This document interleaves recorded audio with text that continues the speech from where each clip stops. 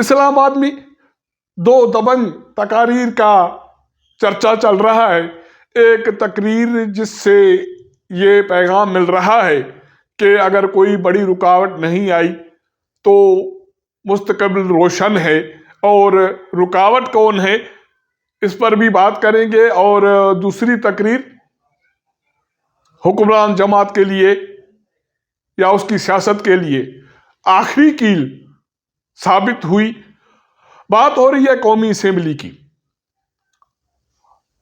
शहबाज शरीफ वजीर आजम बन गए, हलफ ले लिया, वजीर आजम हाउस पहुंच गए और अपनी जिम्मेदारियां संभाल ली, और निगरान वजीर आजम काकड़ अलविदा हो गए। तो इस तरह एक पार्लियामानी जो प्रोसेस था, जमहूरी प्रोसेस था, वो पाए तकमील तक पहुंचा 8 फरवरी के इंतखाबात की रोशनी में। लेकिन कौमी असेंबली जहां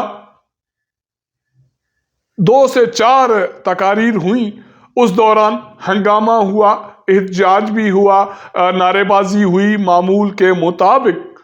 लेकिन जो तकारीर हैं वो इंतहाई मानाखेज, या ये कहा जा सकता है कि दबंग किस्म की तकारीर थी।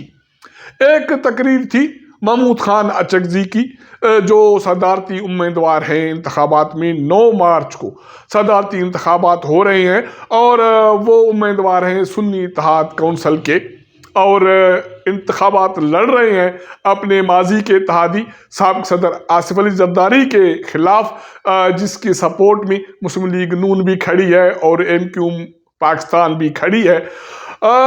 बात शुरू ये हुई कि पिछली रात महमूद खान अचकज़ई के घर पर पुलिस ने छापा मारा और उन्होंने जो सरकारी मिल्कियत पे कब्जा कर रखा था उस पर कब्जा छुड़ाया गया और उसके एक मुलाजिम को गिरफ्तार किया गया। बात कर रहे थे महमूद खान अचकज़ई। वो कह रहे थे कि हमने आइन का हलफ उठाया है कि हम इसका दिफा करेंगे और इसी पर अमल दरामद करेंगे, लेकिन यही हलफ बाकी इदारों ने भी उठाया तो उनको भी इसकी पासदारी करनी चाहिए। वो कह रहे थे कि हमने पार्लियामान की बालादस्ती की बात की है और इसी का हलफ उठाया है। छापे मारें, कार्रवाइयां करें, मेरे खानदान को कत्ल कर दें या उसको फांसी लगा दें, हम पीछे हटने वाले नहीं हैं, हम आइन का दिफा करते रहेंगे। उसके बाद अचानक उसका टोन भी तब्दील हो गया और उसकी तकरीर की डायरेक्शन भी तब्दील हो गई जब स्पीकर अयाज सादिक ने मुदाखलत की। महमूद खान अचकज़ई का यह कहना था कि अरसा दराज से हम साबिक़ वज़ीर आज़म मियां नवाज शरीफ के इत्तेहादी रहे हैं, और एक इजलास हो रहा था,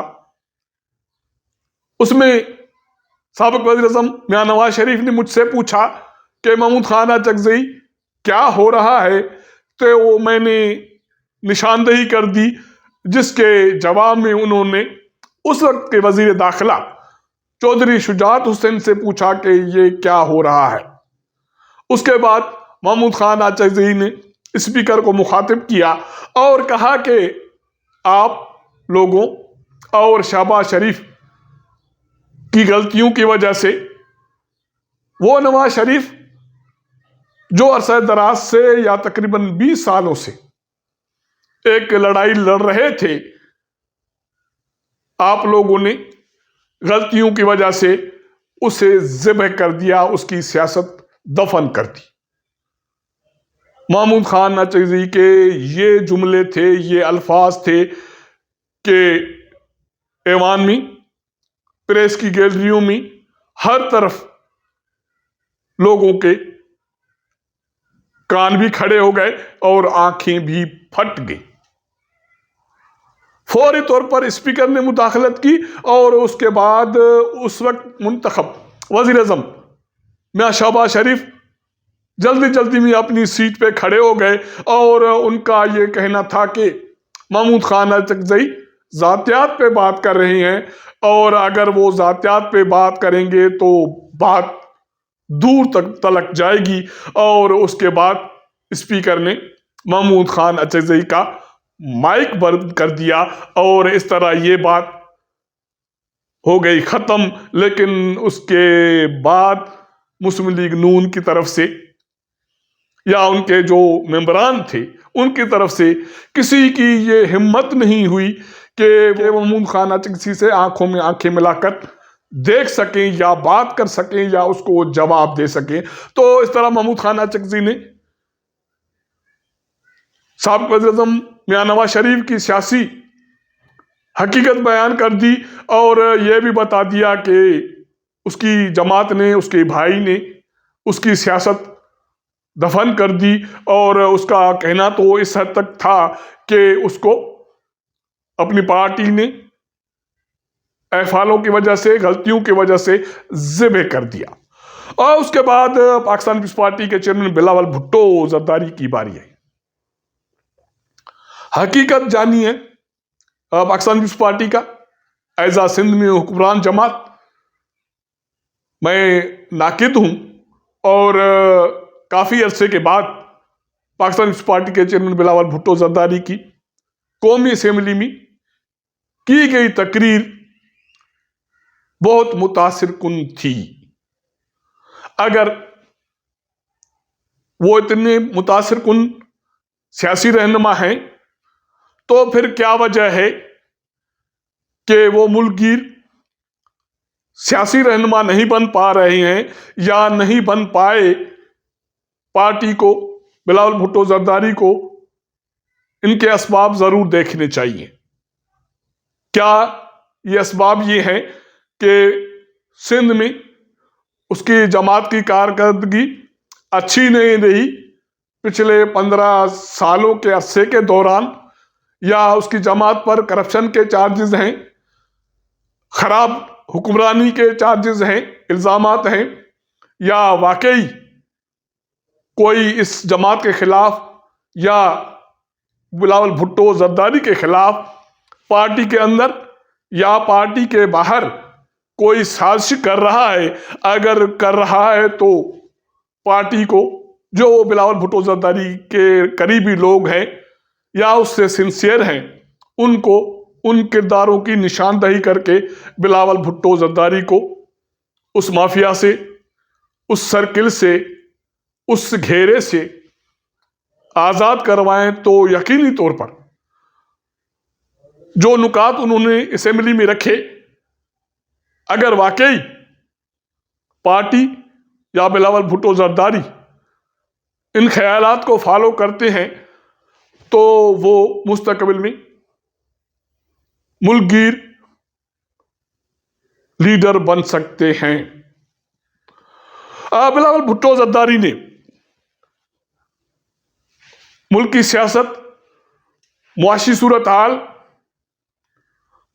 اور پارلیمانی اختیارات، مستقبل کے پلان پر روشنی ڈالی، اور ان کا یہ کہنا تھا کہ پاکستان خطرے میں ہے اور ہم خطرناک مرحلے میں پہنچ چکے ہیں۔ کوئی چارہ نہیں ہے کہ ہم میثاق مفاہمت کریں، میثاق معیشت کریں، اور ان دوران انہوں نے سنی اتحاد کونسل یا عرف عامہ تحریک انصاف کے رہنماؤں کو یہ دعوت دی کہ آئیں، ان نکات پر تعاون کریں، بیٹھ کر بات کریں۔ آپ کو، ہمیں لوگوں نے ووٹ اس لیے نہیں دیا کہ ہم یہاں آ کر جھگڑے کریں، گالیاں ایک دوسرے کو دیں۔ تو لوگوں کو ریلیف دینے کے لیے ضروری ہے کہ ہم ایک دوسرے سے تعاون کریں۔ ہمارے بغیر آپ کچھ نہیں ہیں، اور آپ لوگوں کے بغیر حکومت کی یا ٹریزری بینچوں کی اہمیت نہیں ہے۔ اس کے بعد ان کا جو موضوع تھا وہ وزیر اعظم شہباز شریف کی کل کی تقاریر کے حوالے سے تھا، جس میں انہوں نے کچھ نکات ایسے اٹھائے۔ اس کے حوالے سے بلاول بھٹو زرداری نے اپنے اتحادی وزیر اعظم کو واضح الفاظ میں یہ پیغام دے دیا کہ NFC کی وجہ سے وفاق مقروض نہیں ہے یا معاشی بدحالی کا شکار نہیں ہے۔ وفاق اپنے اعمالوں کی وجہ سے اور بیڈ گورننس کی وجہ سے یا خراب فیصلوں کی وجہ سے اس نہج پر پہنچا ہے، تو اس حوالے سے آپ انقلابی قدم اٹھائیے اور جو بھی خرابیاں ہیں ان کو دور کرنے کے لیے آگے بڑھیں۔ اس کا یہ کہنا تھا کہ 18ویں آئینی ترمیم کے روشنی میں 18 سے زیادہ وزارتیں صوبوں کو منتقل ہونی تھی، وہ نہیں کی گئیں، اور یہ عمل 2015 سے رکا ہوا ہے، اور ہر سال اس مد میں 320 ارب روپے خرچ ہو رہے ہیں۔ اگر یہ اقدامات اٹھائے گئے ہوتے تو اب تک یہ معاملہ حل ہو چکا ہوتا اور یہ اخراجات بھی نہیں ہوتے۔ اگر ماضی میں نہیں ہوا تو اب کر لیں۔ اور اس کے علاوہ اس کا یہ کہنا تھا کہ 1500 ارب روپے اشرافیہ پہ خرچہ ہو رہا ہے، اس کو ختم ہونا چاہیے۔ انہوں نے الیکشن اور جوڈیشل ریفارمز کا مطالبہ کیا اور اس حوالے سے بھی اپوزیشن کو تعاون کی دعوت دی، مذاکرات کی دعوت دی۔ اس حوالے سے اس کا یہ کہنا تھا کہ ضروری ہے کہ ہم جو انتخاباتی تنازعات ہیں اس کو فل سٹاپ لگائیں اور فوری اور سستے انصاف کی فراہمی کو یقینی بنانے کے لیے اقدامات کریں۔ میں نہیں چاہتا کہ تیسری مرتبہ میں اسمبلی میں آؤں تو یہی شور شرابہ ہو، اور اگر انتخابات اس میں شہباز شریف جیت جائے تو ٹھیک، اگر قیدی نمبر 804 بھی کامیاب ہو جائے تو کوئی انگلی نہ اٹھائے۔ تو یہ اقدامات ابھی سے ہونے چاہیے، جس کے لیے میں ہر تعاون کرنے کے لیے تیار ہوں۔ اس کے بعد ایک اہم آفر بلاول بھٹو زرداری نے معیشت کے حوالے سے وزیر اعظم کو دی۔ اس کا یہ کہنا تھا کہ خدمات پر GST کی ریکوری کافی سال پہلے صوبوں نے اپنے ذمے لی تھی، اور اب چاروں صوبوں کی اس مد میں جو ریکوری ہے وہ وفاق کی ریکوری سے زیادہ ہے۔ تو اس کا مطلب ہے کہ ٹیکس ریکوری میں صوبے وفاق سے بہتر طریقے سے پرفارم کر رہے ہیں۔ تو اب ایک مزید قدم اٹھائیں، گڈز پہ GST کی ریکوری صوبوں کے حوالے کریں اور اس کے لیے ٹارگیٹ مقرر کریں۔ اگر ہم نے وہ ٹارگیٹ مکمل کیا تو ٹھیک، اگر شارٹ فال ہو تو ہمارے حصے سے جو قابل تقسیم پول ہے وہاں سے کٹوتی کی جائے۔ اگر ہم نے ٹارگیٹ سے زیادہ ریکوری کی تو وہ اضافی رقم صوبوں کو انعام کے طور پر ملنی چاہیے۔ تو اس طرح بلاول بھٹو زرداری نے سائفر کی بات کی، اور ان کا یہ بھی کہنا تھا کہ وزیر اعلیٰ KP کے علی امین گنڈاپور نے جو مطالبہ کیا کہ 9 مئی کے واقعات کی تحقیقات کے لیے جوڈیشل کمیشن کا قیام عمل میں ہو، تو کوئی حرج نہیں ہے کہ اگر اپوزیشن والے اس جوڈیشل کمیشن کے فیصلے کو ماننے کے لیے تیار ہیں تو پاکستان پیپلز پارٹی کو اس حوالے سے کوئی اعتراض نہیں ہے۔ بلاول بھٹو زرداری اس وقت جذباتی ہوئے جب سنی اتحاد کونسل کے جمشید دستی ہر بار مداخلت کر رہے تھے، تو اس کے بعد بلاول بھٹو زرداری نے 2 ٹوک یہ پیغام دے دیا کہ ہماری پشتوں نے، آباء و اجداد نے جمہوریت کے لیے قربانیاں دی ہیں، آپ کون ہوتے ہیں ہمیں جمہوریت سکھانے والے۔ اس کے بعد سنی اتحاد کونسل والوں نے وہی کیا جو وہ کرتے آئے ہیں اور وہ کرتے رہیں گے، اور یہی وجہ ہے کہ وہ اپوزیشن میں بیٹھے ہیں، اور اگر اس طرح کرتے رہے تو میرے خیال میں آنے والا دور سیاست میں بلاول بھٹو زرداری کا ہوگا، شاید عمران خان کا یا تحریک انصاف کا نہ ہو۔ باقی مسلم لیگ نون کی حالت تو میں نے ویسے بھی بتا دی کہ ایوان میں ان کی حالت اچھی نہیں ہے اور وہ اکثر چھپتے پھر رہے ہیں، اور محمود خان اچکزئی نے درست نشاندہی کی کہ میاں نواز شریف کے ساتھ اپنوں نے بہت برا کیا۔ اس کے بعد سنی اتحاد کونسل کے اسد قیصر نے تقریر کی اور ایم کیو ایم پاکستان کے مقبول صدیقی نے تقریر کی۔ اسد قیصر کا یہ کہنا تھا کہ ہم جھکنے والے نہیں ہیں، ہم بکنے والے نہیں ہیں اور ہمارا لیڈر ڈٹ کے کھڑا ہے، اور اس کا یہ کہنا تھا کہ جو 9 مئی ہے یا سائفر کیس ہے یا انتخابات میں دھاندلیاں ہوئی ہیں ان کے لیے جوڈیشل کمیشن کا قیام عمل میں لایا جائے تو سب کچھ واضح ہو جائے گا، اور اس کا یہ کہنا تھا کہ ہم شہباز شریف کو وزیر اعظم نہیں مانتے۔ انہوں نے یہ دھمکی دی کہ ہم ایک بڑی تحریک کی طرف جا رہے ہیں اور جو جماعتیں انتخابات میں ناکام ہوئی ہیں یا ان کو اعتراضات ہیں ہم ان کو ملائیں گے ساتھ میں اور ملک کی تحریک کریں گے۔